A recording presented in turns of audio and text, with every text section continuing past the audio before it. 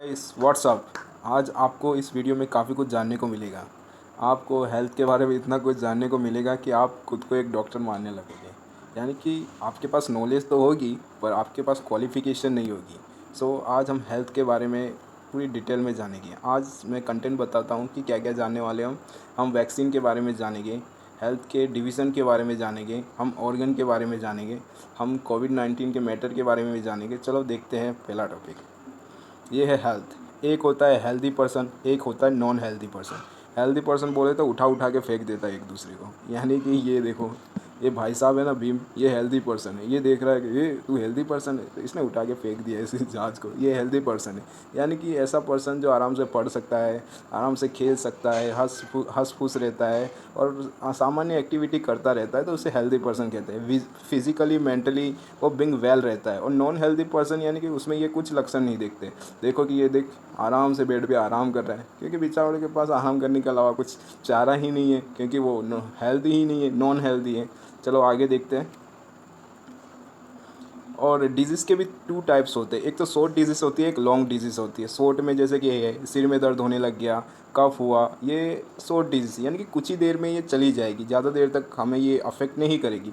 Long disease यानी कि किसी को अस्थमा की बीमारी है, अस्थमा की शिकायत है, या टीबी है, या कैंसर है, ये सब लॉन्ग डिजीज़ है। काफ़ी लॉन्ग टाइम पर ये इम्पेक्ट देते हैं और बहुत हैरान करके रख देते हैं। चलो आगे देखते हैं। और डिजीज़ एक इन्फेक्टेड डिजीज़ होते हैं, एक नॉन इन्फेक्टेड। जैसे कि अभी मैटर चल ही रहा है कि कोविड-19 या नोवल कोरोना वायरस बोले, या वुहान वायरस बोले, या उसे चाइनीज़ वायरस बोले। चाइनीज़ वायरस अच्छा है अमेरिका के लिए, क्योंकि अमेरिका की जैसी कंडीशन उसने बिगाड़ के रख दी। तो अमेरिका के जो प्रेसिडेंट है, तो उन्होंने एक उपनाम दिया है इस वायरस को, जिसे बोलते हैं चाइनीज़ वायरस। चलो देखते हैं कि इन्फेक्टेड में क्या होता है। इन्फेक्टेड यानी कि माइक्रो ऑर्गेनिज्म होते हैं। माइक्रो ऑर्गेनिज्म में virus, bacteria, dengue, protozoa, fungi, AIDS, ये सारी चीज़ें आ जाती है। ये सब माइक्रो ऑर्गेनिज्म होते हैं। और नॉन इन्फेक्टेड यानी कि कैंसर, जेनेटिक, ये बीपी वीपी, ये नॉन इन्फेक्टेड है। इन्फेक्टेड यानी कि एक दूसरे से फैल जाना, किसी के टच में आ जाना, कांटेक्ट में आ जाना, ऐसे ये इन्फेक्टेड डिजीज़ है। और यहाँ पर देखा रखा है, ये देखो डायरेक्ट ट्रांसमिशंस, इनडायरेक्ट ट्रांसमिशंस, ये प्यूपिल हैं। और ये ह्यूमन से ह्यूमन ट्रांसफ़र होता है। और या कोई वेक्टर यानी कि कोई मीडिएटर होता है। मीडिएटर देखे तो जैसे कि मॉस्किटो का एग्जांपल ले लें हम। मॉस्किटो मीडिएटर होता है। मॉस्किटो किसी पर्टिकुलर पर्सन पे जाएगा, फिर किसी दूसरे पर्सन पे जाके बैठ जाएगा, तो वो क्या है, ये डिजीज़ का ट्रांसफ़र रेट करता है। डिजीज़ को एक जगह से दूसरी जगह फैलाने का, स्प्रेड करने का काम ये वेक्टर करता है, जिसे हम मॉस्किटो कहते हैं। अब जोनोसिस बीमारी मैं बताना चाहूँगा। अभी कोविड-19 में जोनोसिस बीमारी के कोई भी लक्षण, कोई भी कोशिश नहीं देखने को मिले। जोनोसिस बीमारी वो बीमारी है जो ह्यूमन टू एनिमल या एनिमल टू ह्यूमन, ये आराम से ट्रांसफ़र हो सकती है, आराम से। तो इस ऐसा देखने को मिलेगा ना, तो लार्ज स्केल पर केसेस भी देखने को मिलेगी। और एक होता है वेक्टर द्वारा, वो तो मैंने बता ही दे दिया है। एनिमल से एनिमल, वेक्टर एनिमल से कैरी करके लाता है, फिर ह्यूमंस में इंजेक्ट कर देता है, वो डिजीज़ हो या वायरस हो, जो भी। अब आते हैं एंटीबायोटिक के बारे में। एंटीबायोटिक को आप कह सकते हैं कि इसे इम्यूनिटी, एंटीबायोटिक यानी कि वही जो आपके शरीर में इम्यूनिटी बढ़ाती है। इसे हम आम भाषा में वैक्सीन भी कहते हैं। It is only for bacteria, यानी कि ये सिर्फ बैक्टीरिया को ही मारती है। ये मैं बता रहा हूँ, आप कान खोल के सुन लो, चक्षु खोल लो अपने, ये बात चक्षु खोल लो और कान भी खोल के सुनो कि एंटीबायोटिक ये सिर्फ बैक्टीरिया को ही मारती है। क्योंकि बैक्टीरिया क्या, बायोकेमिकल वॉल बनाता है। और ये वायरस को नहीं मारती, क्योंकि वायरस कोई वॉल नहीं बनाता। जब वायरस शरीर में एंटर करता है, तो वो हमारे ही शरीर के जो मैकेनिज़्म होते हैं, जो सिस्टम होते हैं, उसके साथ ही अडोप्शन कर लेता है ना, इसके साथ ही इतना घुल मिल जाता है कि वो बहुत ही मल्टीपल में, यानी कि तेज़ी, उसे कहते हैं रेस्पिरेटरी से कन्वर्ट होने लग जाता है बहुत बड़ी बड़ी मात्राओं में। और इसकी कोई वॉल भी नहीं होते। जब बैक्टीरिया शरीर के अंदर आता है, तो वो काफ़ी क्वांटिटी में, काफ़ी मात्रा में शरीर के अंदर प्रवेश करता है। और वायरस में ऐसा नहीं होता, वो कुछ ही मात्रा में आता है, पर जल्दी एक परिवार बना लेते हैं और शरीर पर हावी हो जाते हैं। और जो वैक्सीन होता है ना, वो सिर्फ वायरस और बैक्टीरिया, इन दोनों में से सिर्फ बैक्टीरिया को ही मारते हैं। चलो आपने, आजकल मैं काफ़ी लोगों को देखता हूँ, मैं खुद भी ये जानता हूँ, पर खुद भी कभी कभी खुद भी कभी कभी इग्नोर कर देता हूँ कि क्या है, किसी को छींक आ गई, किसी को कफ हो गया, छींक आ गई, खांसी हो गया, हेडेस हो गया, ये आम लक्षण है, यानी कि ये सोट डिजीज़ है, यानी कि सोट लक्षण है, फिर भी लोग डॉक्टरों के पास जाते हैं। और ये सब वायरस के कोसेस से, यानी कि वायरस के सिम्टम्स है। अब वायरस के सिम्टम्स, वायरस को किसी वैक्सीन ही नहीं है, वायरस को कोई वैक्सीन यानी कि कोई एंटीबायोटिक मार ही नहीं सकता। क्या करते हैं कि वायरस में यदि कोई बैक्टीरिया भी मिला होता है तो सिर्फ वो वैक्सीन होती है ना, वो सिर्फ आपके बैक्टीरिया को मारती है, सिर्फ बैक्टीरिया को मारती है। वायरस जैसे का जैसा था वो वहीं पर एग्जिट होता है। वायरस को कुछ भी इफेक्ट नहीं करती है वैक्सीन। मैं फिर से बता रहा हूँ, आप फालतू डॉक्टरों के पास जाते हैं, पर अच्छा है कि थोड़ा कॉन्फिडेंट बिल्ड होता है कि हाँ भाई मैं अच्छा हो जाऊँगा, वो भी अच्छी बात है भाई साहब, उसका भी घर वर चल जाएगा तुम्हारी वजह से। पर मैं बता रहा हूँ कि भाई कोई भी आप वैक्सीन लेते हो, इंजेक्शन देते हैं, आपको एंटीबायोटिक देते हैं, कहीं भी आप बीमार पड़ जाते हो तो किसी डॉक्टर के पास जाते हो, तो वो कुछ भी इफेक्ट नहीं करता वायरस को, वो सिर्फ आपके बैक्टीरिया होते हैं उसे ही डिस्ट्रक्शन करता है। आगे चलते हैं दूसरी स्लाइड पे। ये है सोर्सेस, कौन कौन से सोर्सेस है जिसमें ये वायरस, बैक्टीरिया, ये सारी चीज़ें आती है। एयर से फैलता है, वाटर से फैलता है, और कॉन्टैक्ट से फैलता है। जैसे कि हैजा हुआ, जॉन्डिस हुआ, कोविड-19 भी हुआ। जॉन्डिस यानी कि जिसे हम हिंदी में पीलिया कहते हैं। पीलिया ये वाटर के थ्रू फैलता है, यानी कि वाटर में एक डिजीज़ हो, पानी पॉल्यूटेड वाटर होता है, तो वो हमारे फूड की नली, यानी कि जो हम खाना खाते हैं उसकी नली से सीधे हमारे लीवर तक जाता है, तो हमारे लीवर को डैमेज कर देता है, जिससे हमें पीलिया हो जाता है। इसके लिए हम वैक्सीन लेते हैं जिसे हेपेटाइटिस ए कहते हैं। और आगे देखो एच आई वी एड ये फिज़िकल कॉन्टैक्ट से ब्लड टू ब्लड और मदर से चाइल्ड भी फैलता है। ब्लड टू ब्लड बोले तो जैसे कि माना कि कोई HIV पेशेंट्स है, अभी हाल ही में ये केस देखने को मिला था कि एक HIV पेशेंट्स था और एक प्रेग्नेंट वूमेन थी। हाँ, उस प्रेग्नेंट वूमेन को ब्लड की ज़रूरत थी, तो वहाँ के जो डॉक्टर्स थे, जो देखने वाले थे, उन्होंने ये ध्यान नहीं दिया कि ये जो ब्लड लेके जा रहे हैं उसका टेस्टिंग किया जाए। उन्होंने सप्लाई कर दी, फिर देखने को मिला कि उस वुमेन को जो प्रेग्नेंट थी, साथ साथ में उसके जो बच्चा था, चाइल्ड था, उसे भी ये HIV एड्स हो गया। उन दोनों की ज़िंदगी तो ख़राब हो गई इतनी सी लापरवाही की वजह से। अब क्या कहें, उन यदि वो इतना सा ध्यान रख लेते तो क्या, उन दोनों की जीवन तो ख़राब हो गई। तो prevention is better than cure, ये हमेशा ध्यान रखना, लापरवाही मत करना। जब भी कभी प्रॉब्लम आए तो उसका डट कर सामना करना, क्योंकि मालूम तो होगा ही फिर से वो प्रॉब्लम आपके जीवन में ज़रूर आएगी, मैं कह सकता हूँ। और बात करते हैं, हाँ, HIV एड्स की बात की। इसमें एक वर्ड है HIV, एक है एड्स। इसमें से वायरस और डिजीज़ कौन सा है आप बताइए। HIV और एड्स, इसमें से एक तो है जो वायरस है और एक है डिजीज़ है। वायरस डिजीज़ के बारे में तो जानते हो ना आप, नहीं जानते तो मैं बता देता हूँ। वायरस वो होता है जिसकी वजह से ये बीमारियाँ फैलती है, ये डिजीज़ें फैलती है। जैसे कि मैं बताऊं कि अभी एग्जिट में चल रहा है कोविड-19। ये बीमारी का नाम है। क्या है? बीमारी का नाम। और जो वायरस का नाम है वो है SARS-CoV-2 यानी कि सेवियर एक्यूट रेस्पिरेटरी सिंड्रोम कोविड-19 2। इसके बारे में मैं आगे बताऊंगा, आगे दे रखा है, अभी इतना काफ़ी है। और बाकी ये वेक्टर तो जानते ही हो, मैंने कहा मीडिएटर जो मॉस्किटो, और वो भी कौन सा मॉस्किटो? Female mosquito. इसे इतने खून की क्यों ज़रूरत होती है, या हमारे लोगों के खून के पीछे क्यों पड़ी है? ये जो भी वार्म ब्लड होता है, जो भी वार्म ब्लड होता है, और जिसे ये उसका ये खुराक होता है, क्योंकि इसे जल्दी जल्दी अपने अंडे को मैच्योर करना पड़ता है, एग को मैच्योर। ये देखो इसके पीछे एग है, तो इसे अपने एग को मैच्योर करना पड़ता है, इसलिए इसको इसकी ज़रूरत पड़ती है, इसलिए इसको ब्लड की ज़रूरत पड़ती है। चलो आगे देखते हैं। और हाँ, ये भी देख लो, यहाँ पे एक इमेज भी है, ये कॉन्टैक्ट की बात की गई है। यहाँ पर एक इंसान थूक रहा है, जिसमें से जो ड्रॉप दूसरे इंसान के शरीर में एंटर हो रहे हैं, जिसके वजह से infected persons non in healthy person के ऊपर वार कर रहा है। और फूड के द्वारा भी हो रहा है, कॉन्टैक्ट द्वारा, मॉस्किटो के द्वारा भी। और रैपिड एनिमल तो जानते ही हो, रैपिड एनिमल जब भी कुत्ता वुत्ता खा जाता है, डॉग वॉग हमें खा जाता है, तो हम रैपिड टीका ही लेते हैं, रैपिड टीका, यानी कि उसे कहते हैं रैपिड वैक्सीन। चलो आगे चलते हैं। अब ऑर्गन और टिश्यू की बात होती है, यानी कि ये वायरस तो आता है, पर ये वायरस कहाँ जाता है, हमारे किस किस अंग पर असर करता है, किस किस ऑर्गन को डैमेज करता है, नुकसान पहुँचाता है, उसके बारे में जानते हैं। ऑर्गन्स यानी कि यार जैसे कि आपके हाथ हुए, पैर हुए, सिर हुए, ये सारे ऑर्गन्स और टिश्यूज ही है। माइक्रो ऑर्गेनिज्म यानी कि वही बैक्टीरिया के नाम है, बैक्टीरिया, वायरस, प्रोटोजो, फंजी, ये सारी चीज़ें आ जाती है माइक्रो ऑर्गेनिज्म में। और ये MO मैंने उसके लिए डिडक्ट किया हुआ है, ये डिनोटेड है माइक्रो ऑर्गेनिज्म के लिए। एयर के द्वारा यानी कि कोई माइक्रो ऑर्गेनिज्म एयर के द्वारा नोज़ में जाता है, फिर नोज़ से हमारे लंग में जाता है, लंग्स पे मतलब कि फिर हमें टीबी हो जाता है, टीबी। और इस टीबी के सिम्टम्स से हमें सांस लेने में प्रॉब्लम होती है, ब्रेथलेस और कफ, ये इसके सिम्टम्स हैं। और ये माइक्रो ऑर्गेनिज्म माउथ से फूड ट्यूब, मैंने कहा था कि जो खाने की नली है वहाँ से लिवर की तरफ जाता है तो जॉन्डिस हो जाता है, टाइफाइड हो जाता है, और फिर से वही जॉन्डिस। मॉस्किटो बाइट यानी कि मॉस्किटो खाता है तो लीवर में जाता है, लीवर से RBC यानी कि रेड ब्लड सेल में जाता है। और अभी सुना है कि जापानी फीवर और ब्रेन फीवर ये इसी से होते हैं, जिसे हम कॉमन, एक बिहार में ज़्यादातर ये केस देखने को, जिसे इंसेफेलेटाइटिस भी कहते हैं। और ये फिर चौथा नंबर का पॉइंट देखो, माइक्रो ऑर्गेनिज्म ब्रेन पे जाता है तो ब्रेन पे अफेक्ट करता है तो हमें सिर दर्द होता है, उल्टियाँ होने लग जाती है यानी कि वॉमिटिंग हो जाती है, अनकॉन्शियस यानी कि हम अनकॉन्शियस हो जाते हैं, यानी कि हम कुछ समझने लायक ही नहीं हो जाते, चक्कर वक्कर से आने लग जाते हैं, क्या हो रहा है हमारे आजू बाजू, इसके लिए हम जानने के लिए इतने एबल ही नहीं होते हैं। चलो अब देख देते हैं।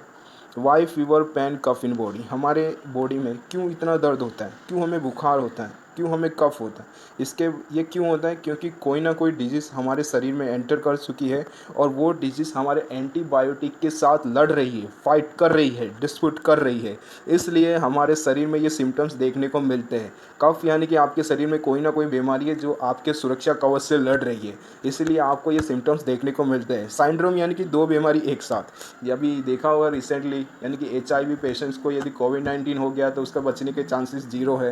यानी कि कोई भी बीमारी हो पहले से पेशेंट को, तो कोई भी बीमारी हो पहले से पेशेंट को, तो उसको कोविड-19 भी हो गया तो उसके बचने के चांसेस बहुत कम हो जाते हैं। तो वैसे ही कहते हैं सिंड्रोम यानी कि दो बीमारी, जैसे कि यहाँ पर एग्जांपल भी दे रखा है, जैसे कि 2 disease in one body like HIV और अदर्स। तो ये बहुत बहुत भयावह कंडीशन होती है जब ये बीमारी होती है, और उसके पास इतना इम्यूनिटी पावर ही नहीं होता, उसकी इम्यूनिटी पावर वो एक डिजीज़ होती है उसको ही झेलने में गुजर जाता है, तो उसके ऊपर से दूसरी डिजीज़ यार कहाँ से सहन कर पाएगी वो। ट्रीटमेंट बता रहे हैं, अब इसका ट्रीटमेंट भी देख लो। 2 part, first is reduce and second is किल, हम इसे कम कर सकते हैं या हम इसे जड़ से मिटा सकते हैं।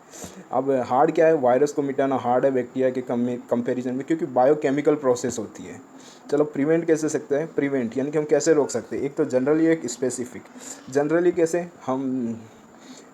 कैसे prevention is better than cure, एक तो जनरली प्रिवेंट कर सकते हैं, एक स्पेसिफिक में आता है इम्यूनिटी सिस्टम तेज़ होना। इम्यूनिटी यानी कि उसके पास उसकी हेल्थ अच्छी होनी चाहिए, उसकी एक्सरसाइज पर्टिकुलर डे वो बंदा हस्त खुश होना चाहिए, और बंदे की बॉडी वॉडी सड़ी वड़ी होनी चाहिए, और वो फूड वूड भी अच्छा ले रहा हो, यानी कि न्यूट्रिशंस फूड ले रहा हो, न्यूट्रिशन आहार ले रहा हो, तो कह सकते हैं कि भाई साहब की इम्यूनिटी टिक टॉक है, यानी कि अप टू डेट है। तो नोट, तो यहाँ पर मैंने कहा है कि ये हमेशा ध्यान रखना, सबसे अच्छी चीज़ यही है, prevention is better than cure, यानी कि हम पहले से ही प्रिवेंट कर लें तो ये बाद की ये सारी चीज़ें देखने को ही नहीं मिलेगी। यानी कि शुरू से ही हम केयर करें तो ये बाद में डिजीज़ से हमको लड़ना नहीं पड़ेगा, और बाद में इतनी कॉम्प्लेक्स एंड इतनी सोफिस्टिकेटेड प्रॉब्लम्स आ जाती है, सर्क्यूमेंटेंसीज हो जाती है, जिससे लिपटना भी नहीं पड़ेगा। तो शुरू से ही तैयार रहो, जो भी खतरा आए उसके लिए डट कर सामना करो। अब बात आता है वैक्सीन के बारे में। वैक्सीन हो रही है, चारों तरफ वैक्सीन चल रही है, क्योंकि कोविड-19 की यहाँ पर वैक्सीन बन रही है, कोविड-19 की वहाँ पर वैक्सीन बन रही है, वहाँ पर बन रही है। आज मैं आपको बता देता हूँ कि वैक्सीन होती क्या है, फर्स्ट टाइम वैक्सीन को कब देखा गया था, और इस वैक्सीन को किसने खोजा था, और वैक्सीन कैसे यूज़ में आई, याद सारी चीज़ें इस स्लाइड में पूरी हो जाएगी। वैक्सीन पहली बार ये एडवर्ड नाम के एक साइंटिस्ट थे, इन्होंने इस वैक्सीन को खोजा था। वैक्सीन कैसे डिराइव की गई, काऊ पॉक्स से। काऊ पॉक्स यानी कि एक छोटे छोटे दाने हो जाते थे काऊ पॉक्स में, जो गांव के हो गए उन्हें पता होगा कि काऊ पॉक्स यानी कि वो जोनोसिस बीमारी थी, यानी कि माना कि कोई कोई पर्सन उस काव के टच में है तो वो बीमारी ह्यूमन को भी लग जाती थी, छोटे छोटे दाने बॉडियों पे होने लग जाते थे, और उसे ही कहते हैं हम काव पॉक्स। काव मीन्स वक्का, यहीं से वैक्सीन का नाम आया, ध्यान से सुनना। काव का मतलब है वक्का, वक्का एंड काव पॉक्स दोनों को कहते हैं वैक्सीनिया। वैक्सीनिया, यानी कि काउ पॉक्स को कहते हैं vaccinia. After some duration vaccine name use instead of vaccinia. धीरे धीरे धीरे जैसे जैसे लोगों की सोच बदलती गई, जैसे जैसे लोग डेवलप होने लगे, उनके अंदर बहुत सारा ज्ञान आने लग गया, तो उन्होंने सोचा कि ये वैक्सीनिया वैक्सीनिया क्या है, इससे अच्छा तो ये परफेक्ट नेम है वैक्सीन, इसे यूज़ करने लगे। अब बात बताते हैं इसकी हिस्ट्री की। 200 साल पहले यूरोप कॉन्टिनेंटल है जहाँ पर एक एट स्मॉल पॉक्स हुआ था। स्मॉल पॉक्स कहता है, सॉरी यहाँ पर मिस्टेक हो गई है, स्मॉल पॉक्स हुआ था जो स्प्रेड हो गया था लार्ज स्केल में, यानी कि उस समय 200 साल पहले स्मॉल पॉक्स की जो बीमारी है वो पूरे यूरोप में फैल गई थी, पूरे यूरोप में फैल गई थी और इससे बहुत सारे लोग सफ़र हो रहे थे। और बस फिर यहाँ पर कौन थे, एडवर्ड ने देखा कि एक मिल्क में जो गुड कंडीशन में था उसमें कोई सिम्टम्स ही देखने को नहीं मिल रहे थे, क्योंकि वो हर के टच में था। स्मॉल पॉक्स यानी कि कांटेक्ट में आए पर्सन से आराम से स्प्रेड हो जाएगा। और जो काउ पॉक्स है वो काउ पॉक्स यानी कि मिल्क देने जाता है पर्टिकुलर हर घर में, और वो कांटेक्ट में भी आता है, फिर भी उसको ये लक्षण नहीं देखने को मिल रहे थे। और बाकी सब लोग इससे सफरेड था, पूरा यूरोप कंट्री इससे सफरेड था। फिर वो पर्टिकुलर ग्वाला यानी कि पर्टिकुलर वो काउ मैन, उसे ये बीमारी नहीं हो रही थी। ये एडवर्ड यानी कि साइंटिस्ट ने सोचा, फिर उसने रिसर्च किया इसके पूछे और उस पर भी रिसर्च किया। उसने फाउंड किया कि उसे काउ पॉक्स हुआ था उसकी बॉडी में। काउ पॉक्स यानी कि छोटे छोटे दाने, यानी कि स्मॉल पॉक्स के ये दाने और काउ पॉक्स के इतने से दाने, यानी कि उसके पहले से ये बीमारी हो रखी थी, ये डिजीज़ काउ पॉक्स, और ये है स्मॉल पॉक्स। यानी insert cowpox as a vaccine into body who suffered for small pox. फिर उसने ये बीमारी यानी कि ये जो डिजीज़ है वो जितने भी सफरेड लोग थे, माने कि ये सपरेट लोग हैं, ये सपरेट लोग हैं, उन सबको ये जो काउ पॉक्स है ये डिजीज़ है वो शरीर सबकी बॉडी में इंजेक्ट करने लगे, सबकी बॉडी में एंटर करवाने लगे। जिससे क्या है कि उनकी इम्यूनिटी पहचान लग जाती है कि याला ये बंदा है कैसे। जैसे कि मैं एग्जांपल दूँ कि एक पर्सन है, ये एक पर्सन है और ये एक पर्सन है। अब ये एक पर्सन हमेशा इसको कुछ ना कुछ बोलता ही रहता है, हमेशा टॉक रहता है, हमेशा टॉक बोलता है, हमेशा टोकता रहता है, फोकता रहता है। तो इस पर्सन को पता रह जाता है भाई इसकी तो आदत यही है, ये तो आएगा फिर ये टोका पोकी करेगा, इससे अच्छा है कि मैं इसको इग्नोर करूँ, चल बढ़ूँ यहाँ से, इसका तो काम ही भोंकने का है। इसीलिए यानी कि अब ये पर्सन इसको पहचान गया है। वैसे ही जब इसकी छोटी क्वांटिटी यानी कि स्मॉल क्वांटिटी में ये जो काउपॉक्स जाता है शरीर में, वो भी इम्यूनिटी उसकी जो प्रॉपर्टीज़ है उनको पहचान लेती है। और जो काउ पॉक्स है और जो स्मॉल पॉक्स है उनकी प्रॉपर्टी एक समान ही है। तो इसलिए क्या है, वैक्सीन को इतनी ताकत इतनी नॉलेज आ जाती है कि अब इस बंदे से कैसे लड़ना है, इस माइक्रो ऑर्गेनिज्म इस बीमारी से कैसे लड़ना है, तो वो ईजिली टैकल कर लेता है आराम से। वो बंदा हंस खुश और हट्टा कट्टा रह जाता है, यानी कि अब वो बंदा पहलवानी के तरीके से वापस उभरने लग जाता है।